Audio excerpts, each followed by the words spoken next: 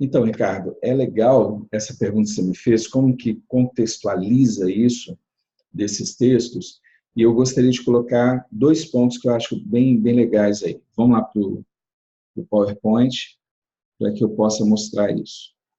O primeiro é esse daqui. A gente começa a perceber, então, e começa a estudar, como a gente estava falando, né, que Isaías viu a glória de Deus, Isaías viu a glória de Cristo. Então, a verdade sobre os anjos, na página 135 e 137, quando você começa a estudar, você vê que Ellen White fala sobre isso. Quando Isaías viu a glória de Deus, sua alma foi prostrada ao pó. Aí ela vai continuar falando, daqui a pouco ela fala, não, à medida que a crescente glória de Cristo é revelada, então perceba o que nós estamos falando. Vamos voltar de novo.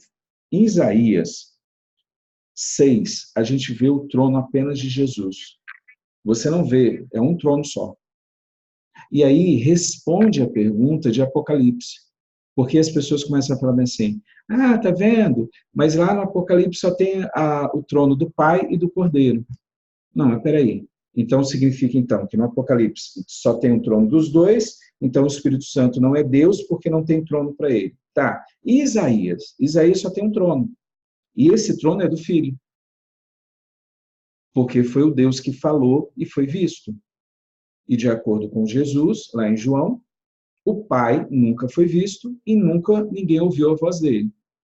Então, se a gente começar a eliminar dessa forma, então nós vamos dizer que no Velho Testamento, o único que tem trono é Jesus Cristo. Então, o Espírito Santo e o Pai não são deuses, não fazem parte de Deus. Entendeu? O Pai não é Deus, o Espírito Santo não é Deus, porque só existe um trono. Então, a gente tem que tomar cuidado quando a gente vai olhar os textos, e aí eu queria mostrar para vocês uma regrinha, como é que funciona isso? Como é que é essa parte? Como que a gente pode crescer e entender os textos bíblicos, e como a gente pode pegar a Bíblia e contextualizar sobre a divindade de Jesus? Primeiro ponto, quando você olhar para o Velho Testamento, você tem que lembrar que o Velho Testamento ele está mostrando que Jesus é o Deus do Velho Testamento. Então, a frase, o texto que você vai olhar, sempre no Velho Testamento, tudo que você vai olhar, Isaías 44:6, o que diz? Assim diz o Senhor, o Rei de Israel, e o seu Redentor, o Senhor dos Exércitos. Eu sou o primeiro e eu sou o último, e fora de mim não há Deus. Então, você vai ver que no Velho Testamento, Cristo assume essa parte, e tudo que é feito é Ele. É o Espírito dele, é o Deus que está fazendo aquilo. E aí você não tem uma revelação do Espírito Santo como a terceira pessoa da Trindade, não tem. No Velho Testamento você vai ver um Deus único, um Deus, só no Velho. E você vai ver a atuação de um Espírito e você não entende como, você não reconhece muito aquilo ali, porque você não vê o quadro completo. Por isso que o Velho Testamento precisa do Novo e o Novo precisa do Velho, para que a gente possa entender. Então, o Deus do Velho Testamento, ele veio à Terra. Então, é o quadro verde agora. Do nascimento à morte de Cristo, nós vamos ver um unigênito. O homem, Deus. Homem e Deus. Só que ali está aparecendo o homem. Porque aí você vai ver que o homem vai morrer. A humanidade morre, a divindade não. É isso que nós vamos ver com Ellen White daqui a pouco. Aí você vai ver que dentro desse contexto, nessa parte do nascimento e morte de Cristo, aí você vai ter textos como esse. Vou para o Pai, porque o Pai é maior do que eu. E está correto, está dentro do contexto. Nesse momento agora, ele era o homem vivendo como homem. Claro, a divindade estava com ele, mas ele não exercia a divindade. Ele não estava exercendo a sua divindade. Em um ou outro momento, todos os processos eram feitos pelo poder que o Espírito Santo vinha sobre ele. Essa era a ideia. E aí tem um detalhe. Dentro desses contextos aqui, quando você fala que o Pai é maior do que eu, vai se encaixar todos. Por exemplo, a geração. Porque o Filho foi gerado. Não. O Filho foi gerado como carne e o Filho foi gerado como sacerdote. É a geração como sacerdote, a geração como carne. Ele nunca foi gerado como Deus. Nunca. Não tem essa passagem bíblica. As pessoas tentam perverter, mas não tem. Ela tem a geração como sacerdote e a geração em carne. Pode pegar os textos que falam sobre gerou filho, eis é meu filho, você vai ver que eles pegam desses dois contextos.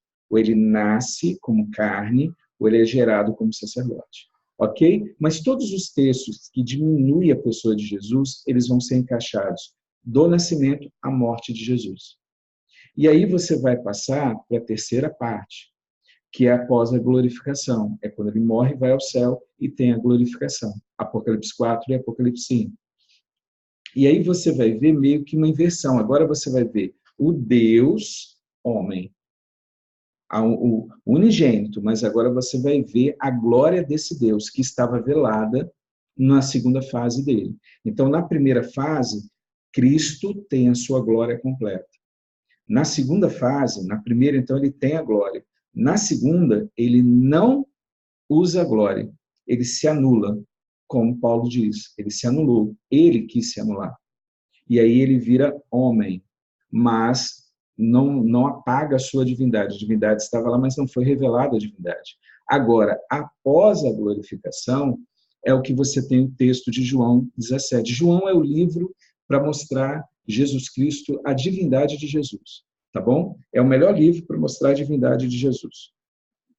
Se você não quer aceitar a divindade de Jesus, você vai ter que arrancar o livro de João da sua Bíblia. Porque o livro de João mostra que Jesus é Deus. É o Deus do Velho Testamento, que nasceu como homem, era as duas naturezas juntas, 100% humano, 100% divino, mas a divindade velada na sua humanidade, ok? Agora vamos ver o que o próprio Cristo disse em João 17. Aí eles usam o verso 3, para falar, tá vendo? É só o Deus único é Jesus Cristo. Tá, mas por que não continuam lendo? Por que não leem esse texto?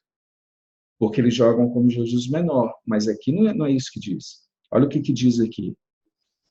Eu glorifiquei-te na terra, Jesus falando para o Pai, tendo consumado a obra que me destes a fazer. E agora, glorifica-me tu, ó Pai, junto de ti mesmo, com aquela glória que eu tinha antes que o mundo existisse. Opa, vocês viram aqui?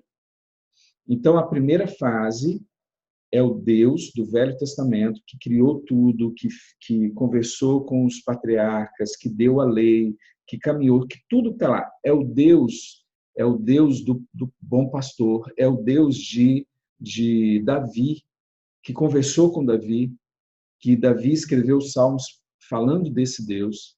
Aí esse Deus nasce como um homem, esse Deus, a sua humanidade é morta na cruz, a divindade não morre, como a gente vai ver depois, é um mistério, não foi revelado para nós, como isso acontece, a gente vai estudar isso pela eternidade, e se aí você tem algum problema, discute isso com Deus não revelou como isso aconteceu, e agora mostra que após a morte ele é glorificado e ele assume a glória que ele tinha antes, e agora, além da glória, por isso que eu inverti as palavras Deus e homem, porque agora, além da glória que ele tem, aí você vai ver ele lá em Apocalipse, você vai ver que ele continua sendo homem.